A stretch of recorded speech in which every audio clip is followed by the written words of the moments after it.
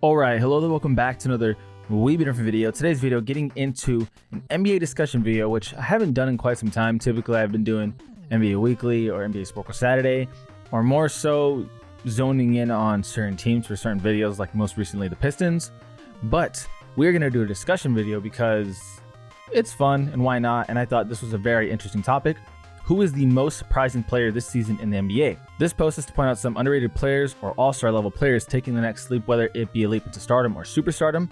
I might be posting too much, blah, blah, blah, blah, blah, blah, blah, but getting into this part right here, for me, I have a list of players which are sort of shocking me with how good they are. Jalen Johnson, Sengun, Scotty Barnes, Franz Wagner, Kuminga, Tyrese Maxey, Halliburton, and Kobe White / Scary Terry Rozier, and Kelly Oubre. Top comment: Dante Exum's NBA comeback. And yeah, this is actually a really great story. Dude was a top 5 pick, I want to say. But yeah, dude was a top 5 pick going to the Jazz, not having a good career there, playing overseas, coming back to the Mavericks out of nowhere, by the way, and having a pretty successful stint over there. So that is a really good comeback story. Kobe White's turnaround is so crazy. I wonder how many Bulls fans had written him off. Yeah, definitely. But I think a lot of people have been talking about him more this season just because this turnaround has been crazy and Zach LaVine's been out. So opportunity has arose for Kobe White. He's been able to put the ball in the hoop. And honestly, the dude's got some serious speed, very electric on the floor. So pretty noticeable when he's playing. Kawhi playing as much as he is very surprising. Yes, but I think a lot of that also has to do with the whole cracking down on load management. I think Kawhi is definitely intrigued at making All-NBA, or at least he very much wants to, because with that 65 game limit, it does change a lot. Getting into this one right here, mostly unknown outside Utah, but Simone Fontecchio. The reason why I know how to pronounce that is because this guy is one hell of a sniper. Sometimes he hits the most crazy fadeaway threes, and I'm like, dude, I could be cheering for a team that the Jazz are playing against, and as I'm watching the Jazz, I'm like, Fontecchio, who the hell is this guy? And then he proceeds to make more and more threes, and I'm just like, dude. But anyway, last year he had a long stretch where he was shooting under 10% for 3 and just looked horrific. This year, he's a legitimate starter with solid defense and scoring. I've never seen a player make that kind of leap before. I think being on the Jazz makes him stand out a bit more because there's not a lot of good players. So the okay players, I think, stand out more. But Fontecchio's three-point shot is pretty freaking gnarly because some of the shots are just with insane difficulty. If you told me that Scotty would essentially double his three-point attempts from 2.7 his first 2 seasons to 5.7 this year and shoot 10% better from 28 to 38 this year, I honestly wouldn't have believed it. And yeah, it's the age of the threes. I think everyone has to try and develop a shot, and Scotty Barnes definitely needed it. And he's definitely shooting it a lot more, that is for sure. With the addition of Emmanuel Quickley and RJ Barrett, honestly, the Raptors are 2-0 since, and they kind of look better. Goga Bitadze of the Orlando Magic, he is the Orlando Big. I haven't watched the Magic that much, but it seems like he's a much better fit as a starter than Wendell Carter Jr. because he is a better shot blocker. I'm going to be honest, I think a healthy Wendell Carter Jr. is just better, flat out, than Bitadze. I think this guy just lacks so much offense and sure adds shot blocking into the equation, but not the same offensive output, not the same athleticism. I think Bitadze is very...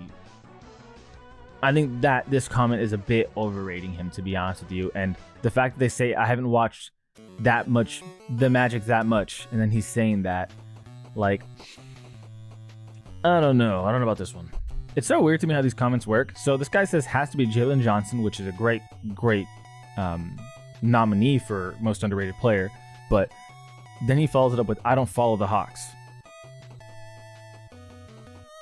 How are you gonna nominate someone but then not follow it at all? Like, I just, to me it seems weird to me. But yeah, he is good. He is good. So I mean, the comment itself is correct, but it just seems weird that, like, you don't watch him but you're gonna say that. Anyway, I watched like every Warriors game with Oubre and it was so exhausting. Barely saw him with the Hornets. He's a much better fit with us than the Golden State system though, so great surprise for me. Love me some Oubre now. Yeah, Kelly Oubre has done a lot of great work with Philly. A lot of that can be attributed to just being wide open and when Philly needs him to, he can kind of get his ISO game going a bit more. This comment is honestly a solid comment in that Cam Thomas is also very surprising. One minute he'll score 40, the next will have the same box score. A lot of that you can attribute to bad defense and poor playmaking. The dude is a guard who honestly just doesn't play make very often, and he has one job out there, you know, when he's on the floor, and that's to put the ball in the hoop. And if he's not scoring, if he's having an off night, he's pretty much providing nothing else because his defense is lackluster. Again, playmaking, just going to be a legitimate scorer. And I say just very lightly because that is an important thing. You know, you have to put the ball in the hoop to win. In terms of surprising, yeah, LeBron, how the heck is he still the fastest and strongest guy on the floor at 39? Yeah, I would say that's surprising. I thought that he wouldn't improve upon last year. He would kind of stay the same, but he's just flat out better from last year, which is crazy to say. LeBron is literally better than he was last year. That is a surprise, and he continuously proves why he's just one of the best to do it. Like, the dude with age has just gotten better, seemingly. I'm not saying he's better than prime Bron, but the fact that at age 39 you're better than 38, hats off to you, dude, especially when you're playing at such an elite level. It's so crazy, honestly. I feel like this has been said for a little while now. Sengun is looking like a poor man's Jokic. Really impressed with him. I don't think at this point of the season it's a surprise because we saw that last year, even the year beforehand with potential, more consistency last year. But this year, yeah, definitely just as the Rockets have gotten better as a team, it's shown out more because they're more competitive. So I think a lot more people are able to see it. Although I think the true poor man's Jokic is Sabonis because I did a video on it last year. They have extremely similar stats in terms of shooting percentages and stuff like that. But Jokic does everything that Sabonis does better. Everything than Sabonis, Jokic can do better. Sabonis, you know, has good stats, but I think he's just a real poor man's Jokic. Tyrese Maxey, Alperen Sengun, Kobe White, Scotty Barnes, Tyrese Halliburton, Chet Holmgren. Honestly, all these guys I feel like could be considered surprising. The most out of this list, probably Kobe White. I definitely think he was written off by a lot of people, honestly, including me. I didn't think he would be able to be such a prolific scorer like he is now. You know, as a Laker fan, this one hurts. Jackson Hayes, I'm always surprised by how little he impacts the game. Amazing invisibility. And I'm going to disagree with you because he fouls a lot, and it is very visible, and it is very frustrating. So I agree in the context of where you're going and that he hasn't been good, but he's not invisible because he fouls all the goddamn time. All the time. He's just giving fouls. He's giving them away like they're freaking candy in Halloween. Jaime Jaquez Jr. and Chet Holmgren. As a Hawks fan, I'm glad to see everyone taking notice of Jalen Johnson, though.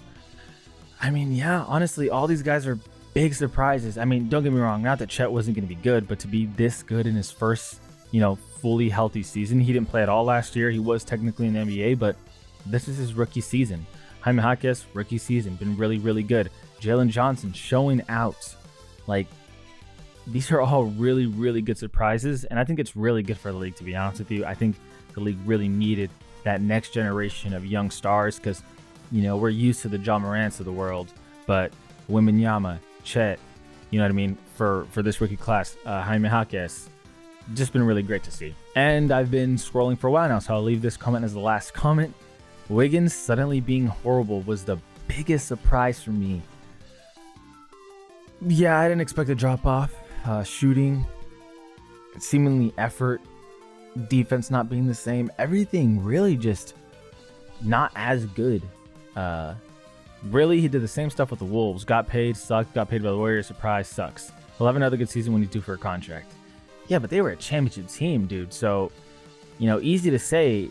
It's really easy to say because he never won a championship with the Warriors. Sorry, with the Timberwolves. He won a championship with the Warriors. You would think that there would be some more consistency there. But unfortunately,